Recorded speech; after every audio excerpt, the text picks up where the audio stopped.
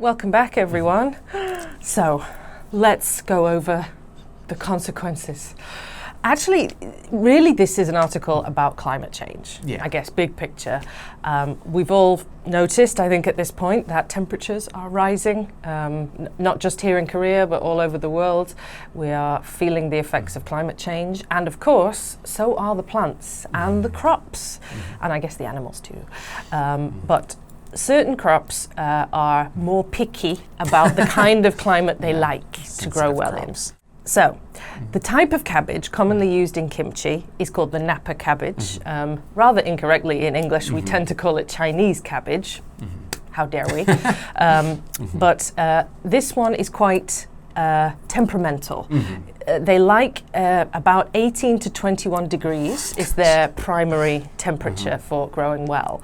And of course, as temperatures are rising all over Korea, the time the growing season is getting shorter and the land which can maintain that particular temperature is getting smaller and smaller. I think in the article the figures suggest almost a 50% reduction in the land that is really capable of growing this type of cabbage.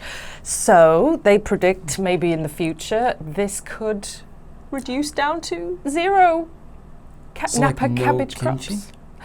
Well, at least for homegrown Napa cabbages. The article does put a rather negative spin on this, saying yes, one day maybe in Korea there will be no cabbage kimchi, but you could always just import it. Yeah. It means perhaps kimchi prices will rise because you have to import that vegetable, or perhaps the vegetable used in kimchis will change in some cases, because there are many vegetable options for kimchis anyway.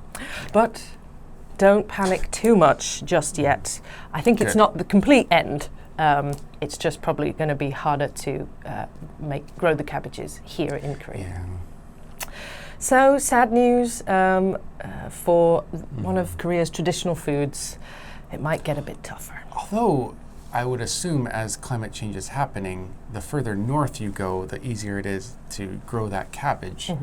So maybe this is a reason for North and South Korea to come together finally.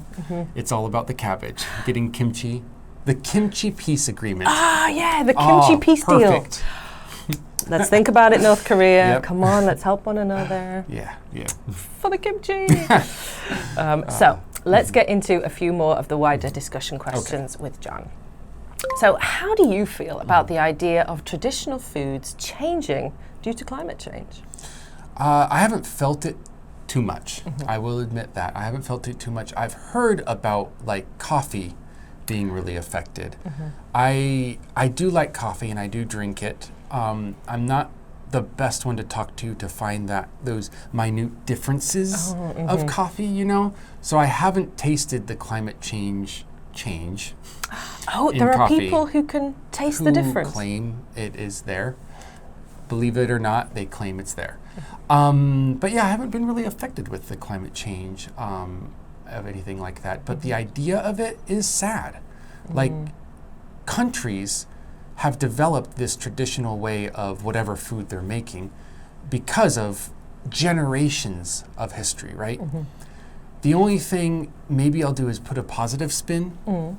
Maybe it's time that we try to make new traditional things, new traditional foods. Maybe there can be a mango kimchi. Ooh. As we can now grow mangoes in Korea, right? Sweet and spicy. Sweet and spicy, yeah. Oh, sweet and spicy. It's a classic sauce. I kind of love it already. Yeah, let's get on that. Even mango if chutney. Let's have the cabbage cabbage kimchi. Oh, chutney chinchi. Let's have the cabbage kimchi and a new mango.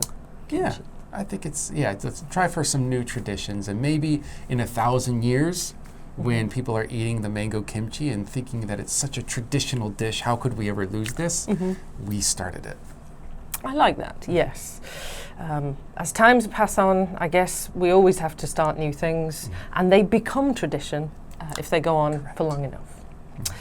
So, what's a food or dish that you would be sad to lose? Like, imagine if, say, the weather got so bad, we could no longer get a certain food. What would you be sad to lose? Chocolate. Oh, goodness, yes. Yeah, I know coffee and chocolate are both a little bit sensitive to climate, and so if there was a dramatic change in climate in the sort of areas where chocolate and coffee are grown, we might lose them. Oh, no. And I don't know if life is worth living after that. Oh, goodness, Yeah. yes.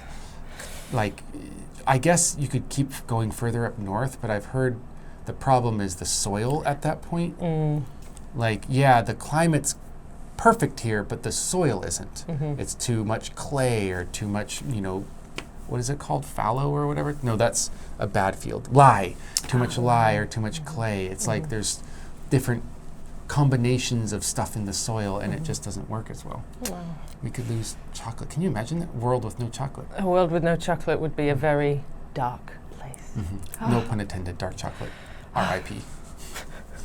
So, while we consider the future dystopian world without chocolate or kimchi chocolate, that is a thing. Check out Incheon Airport. Koreans don't know about it. Nobody knows about it except the people at Incheon Airport. But soon it may disappear. Finish. Let's go. Okay. So let's check out the vocabulary, take a look at all the special words for describing some of your favorite foods, and then come back and see us in the next one. Bye-bye.